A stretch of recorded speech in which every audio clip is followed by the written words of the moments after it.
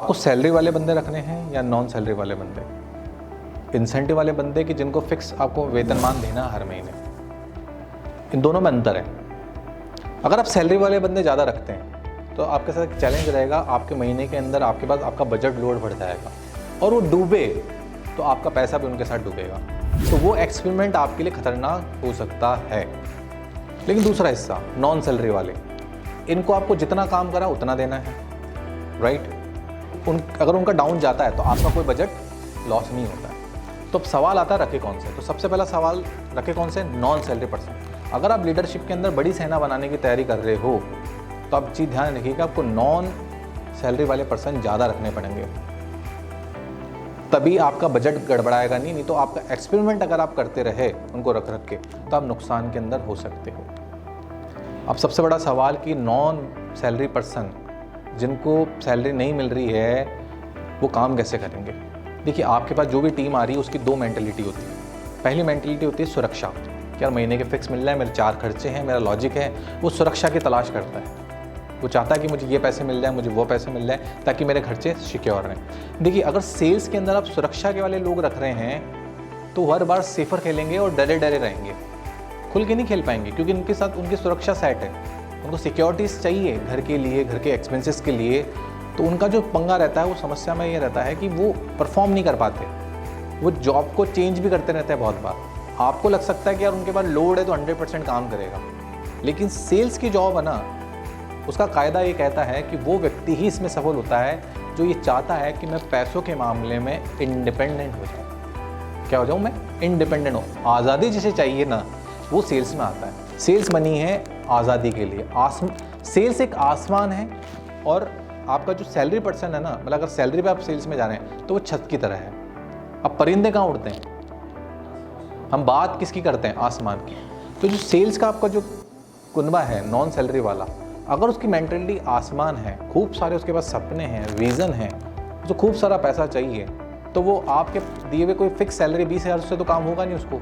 उसे चाहिए महीने के 2 लाख रुपए। अगर उसे 2 लाख रुपए चाहिए हैं तो उसको बड़ा बिजनेस करना पड़ेगा। तो उसकी मेंटलिटी क्या हो गई? आज़ादी की।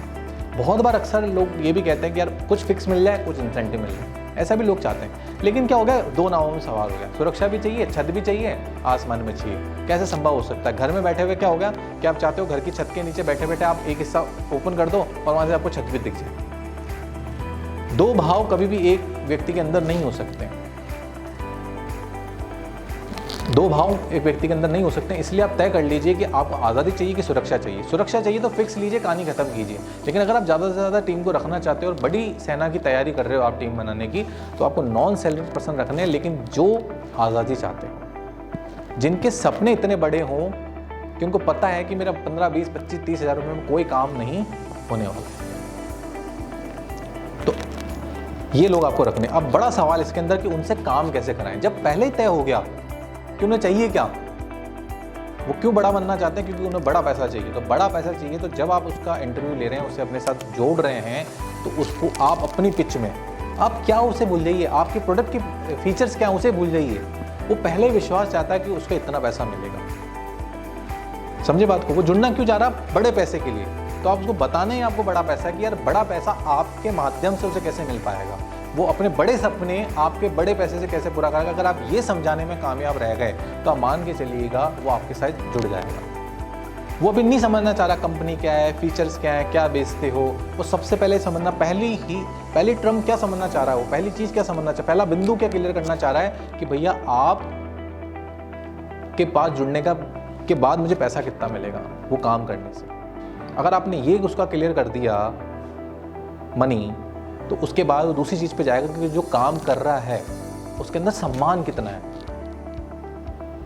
प्राउड क्या है। लोगों को जब वो बताए कि वो क्या करता है तो उसको प्राउड महसूस हो। वो कहीं एजेंट तो नहीं, कहीं अपने व्हाट्सएप स्टेटस को अगर वो लगाए तो वो बता सके कि वो कौन है। जब अपनी प्रोफाइल को किसी के साथ शेयर करे, अपना विजिटिंग कार्ड किसी को दे, तो बता सके कि मैं कौन हूं। तो 2 चीजें आपसे चाहता है, पैसा और सम्मान। इसलिए तो कहते हैं सफलता की परिभाषा क्या है? Name, fame and money. वो चाहता है सफल होना है, और ये नेम, फेम, मनी आपसे मिल रही है क्या उसे? अगर ये मिल रही है तो आपके साथ वो ज्वाइन हो जाएगा, आपके साथ जुड़ जाएगा। और जब मनी की बात कर रहे हो तो क्या मनी में भी आजकल नई चीज़ आ गई है, एक वो तो फर्स्ट टाइम मनी और एक होता है रेकरिंग मनी, मतलब क्या भविष्य में पैसा आता रहेगा। तो अगर आप देखेंगे और आप समझाने में कामयाब रहे कि मनी के अंदर आपके पास दो फॉर्मेट है, एक तो पैसा तुरंत काम करके आ गया और उसी काम करने से उसको आगे भी पैसा कहीं ना कहीं रेकरिंग या पैसिव इनकम में उस काम के बदले में आ रहा है। तो आपको अगर आप ये चीज़ नॉन सैलरीड पर्सन को समझाने में कामयाब रहे तो वो आपके साथ जुड़ जाएगा और इससे अपनी आप सेना बड़ी बना सकते हैं।